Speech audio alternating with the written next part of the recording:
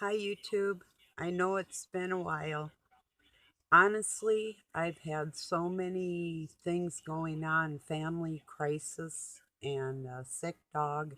I can't get her in for surgery for about 10 more days now. She's got a cyst she's got to have removed off her leg, and I have a grandchild that has health problems, and a son that went missing came back and is missing again, and just really hectic things going on in my life. So that's basically why I haven't been on here. It's just been easier for me to get on Facebook and say hi to people that are going through this with me and share some information. And you know all I can do to get my housework or yard work done, and deal with all these things and talk to people that need me when they need me and that type of thing. So that's what's been going on. So, oh, um, I'll do a quick follow up on Senator and Dr. Scott Jensen from Minnesota, Carver County. He was under investigation for fraud, um, because of this COVID thing, because he knows it's not real, and he went up against certain people, and he had two reports filed on him. Well, the investigations have been dropped now because he is totally innocent. A really good man. I wish he was my doctor because I don't have a good one. I had one time, um, first I broke my toes, and then just like 6 months later, I caught Doug falling out of a tree with a chainsaw and caught him on my shoulder and kind of bounced up. And it ended up breaking my shoulder and my arm, compound fractures. And I was a mess and sleepless for about a year and a half altogether from. But when I had my broken toes, luckily from uh, nursing and whatever, I knew how to bind two toes together, one to the other, to keep. Well, I had three of them that were actually broke, but one that was really bad. And what does my doctor do? He just kind of like looks underneath what I had wrapped, like peeked under the bandage. It was a wrap, and like, oh yeah, you're okay. you know, I thought he'd like give me some kind of structural supports or something for my shoes or recommend something. I mean, I didn't want no drugs. I was going in there for another checkup for something, but um, I wanted him to. Oh, he looked at it. I wanted him to look at it. He looked. That's all he did. Oh, you still have toes. Okay. They're still sort of broken. There's nothing I can really do about them. So, anyway. so, anyway.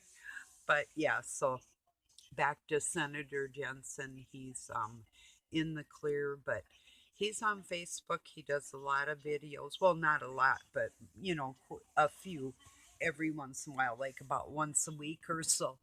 And he's still talking about, well, like the last one he did was, I'll just say, a derivative of quinine is a preventative measure. They're saying it's not a cure. No, it's not a cure. It's a preventative measure. And they did test as a cure, and it didn't work because you have to take this stuff beforehand, and it's all derived from natural things. And so, of course, big pharmaceuticals doesn't want that out there.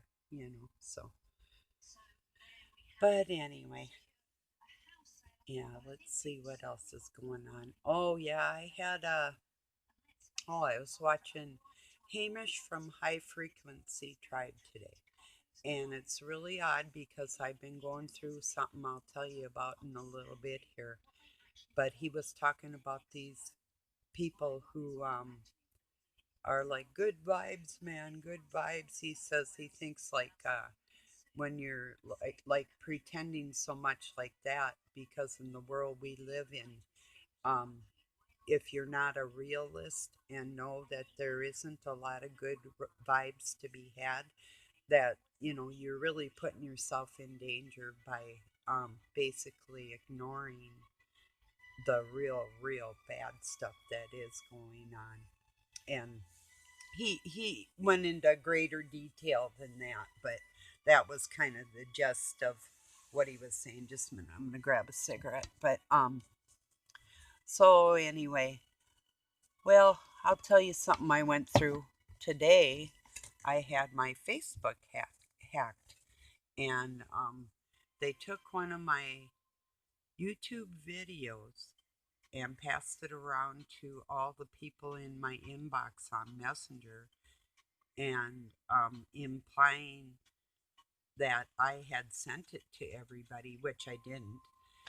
And it sent us like, okay, I got this same thing with my um some video, but my picture on there and YouTube, and it said that something about this was a good video, and I was gonna go look what it is, but they wanted me to download some software or something, and I got it from maybe he didn't send it either. Come to think of it, but well, it was gonna be my youngest son's brother-in-law's till the girl and him decided, or woman, young lady, they decided not to get married. So, but I was thinking maybe he hacked me on purpose because yesterday another sister of theirs, well, she had been self proclaimed Christian, going to a Zionist church which has satanic rituals and just the language and whatever. And I knew what it was, and I confronted her with it. And she came back with, and for about a week, we have been going back and forth. And she kept sending me scriptures, and it's like, you know, I'm like, I'm an ordained minister. In other words, like, I already know the Bible, lady. I had to study it word for word in several languages to understand what the meaning of each verse meant, you know? And sure, I can probably learn something, but not as a weapon. You know what I mean? So I wrote back to her yesterday that I prefer to listen to my scriptures. I read a lot. I've read full libraries of books to help other people and myself out of pleasure. But just 1 minute. I'm making a video, just so you know. I'm making a video. Okay, he's working on the porch out there today. Our poor old porch. Okay, well anyway, so I told this woman that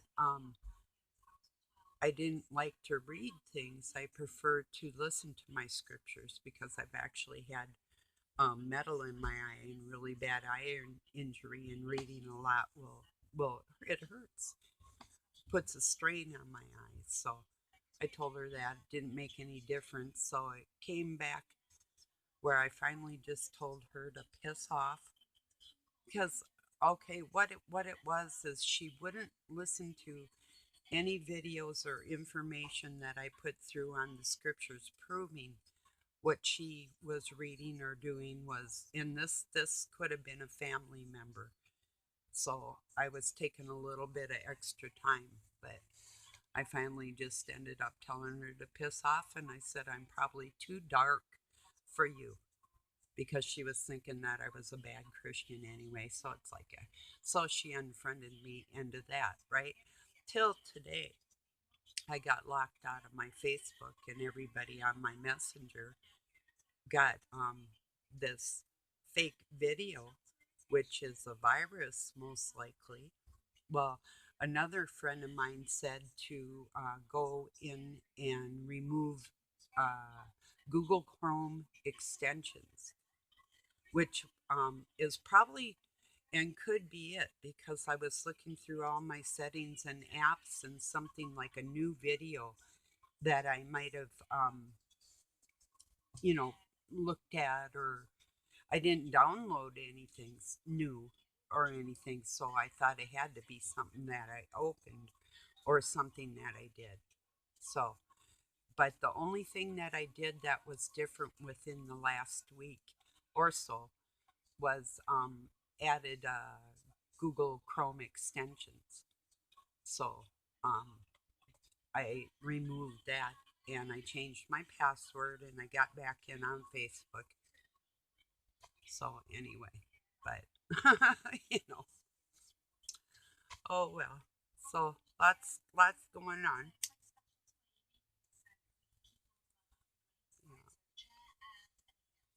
Yeah, aside from building a whole nother porch, and lumber's really expensive lately.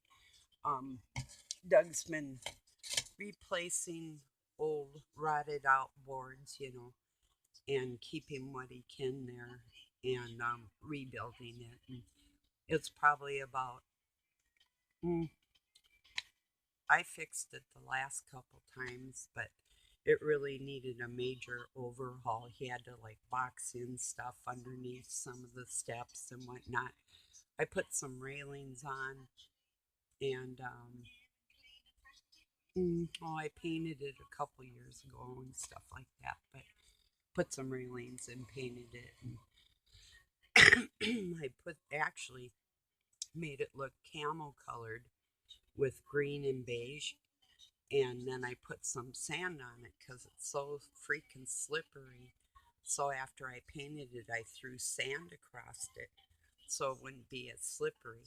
Because when it rains and it freezes and you have the ice, it's like, you know. So, oh, another thing that's dangerous is, that astroturf, that fake grass. My adopted parents had some of that on their deck one time. And when that stuff got wet, you could literally just like slide across it. It was kind of fun, but very dangerous. And I've seen people put it on steps before and stuff. I'm sure they removed it, or I hope they did. Boy, that stuff's wicked. Mm.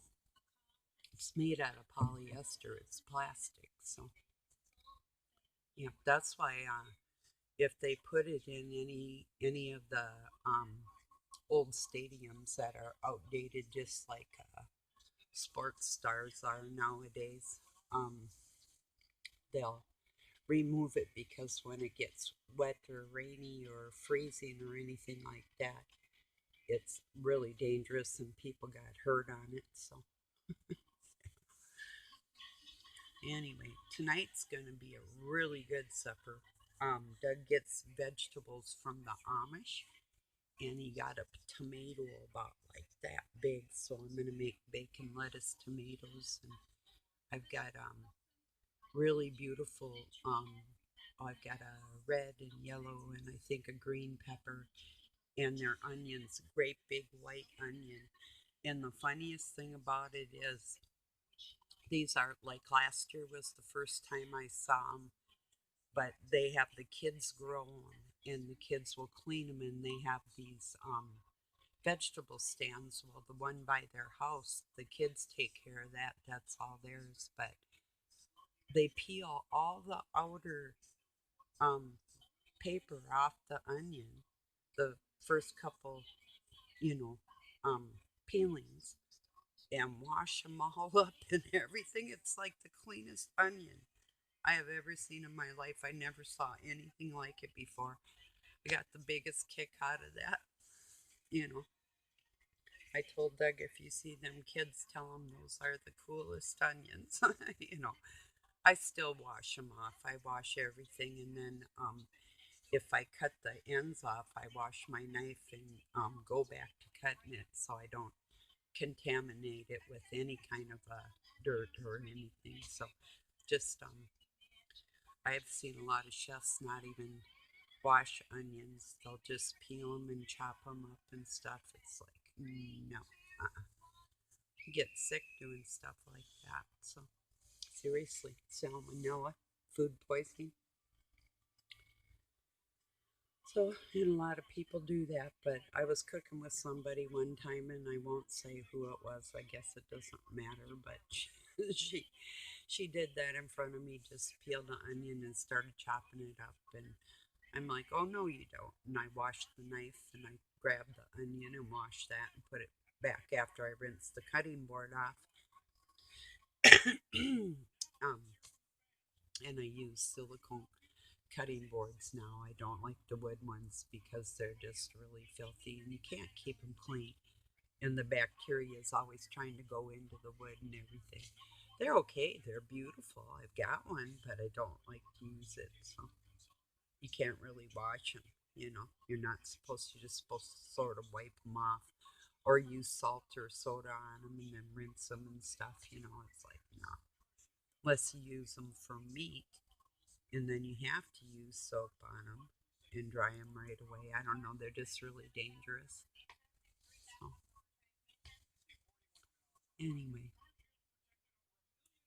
so I know a lot of people were missing me. I had a request to make a video. Then I had a request to talk about the Eastern Star woman that raised me. That's going to have to be on another day because I've I've been trying not to be down in the dumps as it is and to keep my spirits high for other people, and it's not always easy. And I know everybody in the world is going through a hard time right now. I mean, I know I'm not alone like that, but I don't need the extra total recall on the abuse. Let's just put it this way, it is witchcraft. They did try to hypnotize me, they tried all kinds of things. It was a part of some weird things which were ritualistic and strange and ceremonies and um, weird things. So um, I'll just leave it at that today, and that's enough. Shut off my brain. Okay, go. you know, Another day. Yeah, it's not that. Yes, there's stuff out there that if you see it, I mean, believe it or not, that's up to you. But you know that it isn't goodness that leads the rulers of this planet at this moment. So, um, obviously, Satan's controlling the show, or it wouldn't be going like it's going, you know? So, and people say, here's another thing that, I saw a post, like, life is what you make it and whatever. Oh, bullshit. Life is, if you kiss Satan's ass, you're going to have a easier time than if you don't. That's what life is, you know. Serious, you know. That's a fact. If you want to be a good person, or you have been your whole life, your life is not going to be easy and it isn't going to be pleasant, most likely. So, to keep your spirits up when you're under pressure or being attacked your whole life isn't really an easy thing to do. And the older you get, it gets a little bit harder. Easier to deal with in one respect. But when I had like that Zionist coming after me, and I was trying like, hey, I put this out information. You need to look at this language. You need to understand this. There's 613 laws written in the Bible besides the Ten Commandments. And there's 7 deadly sins that are called deadly for a reason, you know. And the laws of Moses aren't just the commandments, there's 613 laws. There's a list of about 50 things that Christ and God hates. Just look it up. It only comes up with a partial list, but there's things in there. But just type in things that God hates, you know, I feel like she wanted me to put lipstick on a pig. No offense to a pig, because I I've raised some of them, and there's another misconception that pigs like to wallow in their own dirt. Only human ones, you know. Uh, I worked on a ranch that had hundreds of pigs, and they had their own little houses up on a hill, not in a pen or anything. They were just like out in the wild, and they had a pond, and they'd go swimming in their pond, and it wasn't muddy. They don't like to wallow in the mud unless that's all they have to keep the bugs off. But if they have good clean water, they love to keep clean. So, and that is true, very true. So, we have some pig farmers in Minnesota that don't have enough land, so they keep them in pens and like livestock yards and that type of thing. But when I was out in Montana, it was way different because they'd have like 1,000 acres for 700 pigs or something. That's a lot of land for you know that amount of pigs. So it was really cool to work with them. And then I mean, when we did work with them when they needed shots or anything, then we'd bring them down and put them in the pens and run them through the chutes, and the vet would be there, and we'd shoo them through so they could get their medicine things they needed, But, or if it was time for birthing or whatever. Same with sheep. I worked with sheep and raised baby sheep. And it was sick. It actually had cerebral palsy, and they were going to kill it. And it was the most beautiful snow white lammy you ever saw. And I named it Goofy, and it had a crooked neck, and it kind of would fall down, and I'd pick it up, and I kept. I had just got through working as a physical therapist aide, and I was the one that would actually work a person's limb. The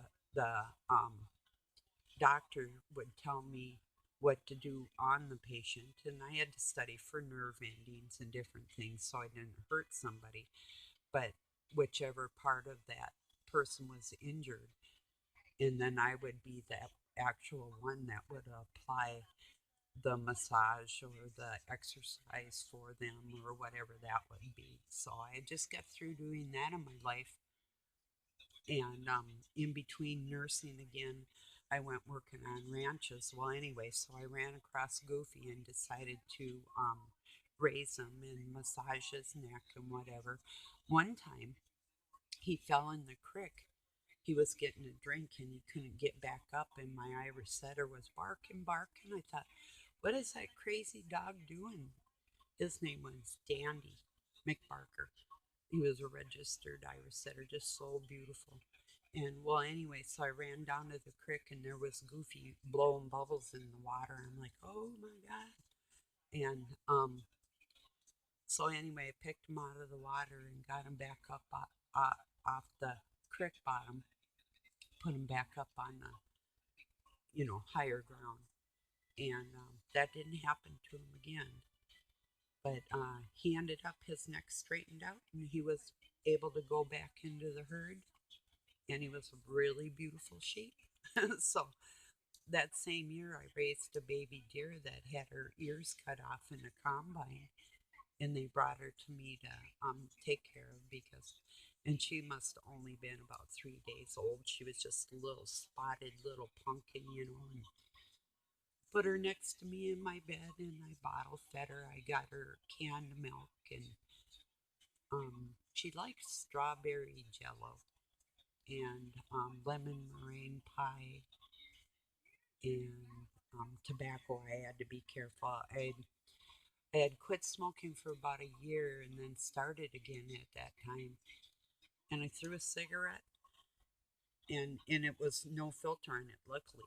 And she went and she ran up there, my dear, and she grabbed it. And so after that, I was really, really careful. But at that time in my life, I had a gray and white Manx kitty, the kind with the big back legs. They look like a jacked up car. So I had my Irish setter, my deer, and my Manx cat. and they would run around the house and play together. And it was just the funniest thing. After a while, and they'd jump and bounce, and after a while, you couldn't tell who was chasing who. And then my dear, she'd go to the post office with me because we lived way, way up in the mountains, and she had a collar on with bells, and I could walk her on a leash, and I taught her how to jump over fences and get down if vehicles were coming so she would be safe out in the wild. But she rode in the truck with me to go get the mail, that type of thing. And her name was Muffin. She's really cute. So good little baby. So I learned how to speak deer, and they do have quite a vocabulary, you know. So that very same year was the first deer I ever shot, the only deer I ever shot. I have butchered, I lost count how many I actually had dressed out and chopped up for other people, and then I would get a lot of the meat, and that the same with antelope or different kinds of meat that I've done all my life. So, but yeah, that was a pretty eventful year. So I guess I've been rambling on here for a while. Just kind of like I say, I'm saying hello. I'm sure some of you wonder, gee, what happened? Did I get sick or something? Or yeah, sick of all the bull crap in the world. But yeah, uh, I just, I just like one more thing on this Zionist woman. I hate that sappy bullshit. I mean, I don't mind, like I told her, you're preaching to the choir, just stop. And then some bozo got on there. Her and this dude were talking. They were obviously friends, I think, from the same church. And he goes, like, you preach it, sister, or something like that to her. And I'm thinking, you're encouraging her to keep doing what she's doing, you SOB. I told him to look up things that God hates and when God gets angry or Christ gets angry. Oh, hate and anger, those are strong words. I said, look it up. I wrote back. And I just told her, I said, I see you got this man to talk to, so why don't you just back off? But I really do detest, instead of people talking like human beings. So she saw that I was too dark to be a real Christian in her eyes. So she threw these scriptures at me, kept throwing. She'd write like a paragraph and then give me these scriptures to go and read. And it's sickening. It really is. I mean, if a person has something to show me in a scripture, pick out the verse, pick out the scripture, and show me exactly the point you want me to get out of what you're saying or what you're trying to say to me. Don't try and make me read something that I've read multitudes of times. And I told her I have a deeper understanding of words and what's going on here. And it's Satanist bullshit. So anyway, I tried to tell her for days I was really, really nice, but um actually it's been going on for about 2 or 3 months, and it's like, no more. That's it. I don't mind scriptures, don't get me wrong. And there's some that are so beautiful and I'll pass around, especially if I think like somebody's really hurting for certain and they need to hear something, or it'll uplift them, or just a message that I really, really think they need to hear. And perhaps she was feeling the same way, I thought at first. But the more,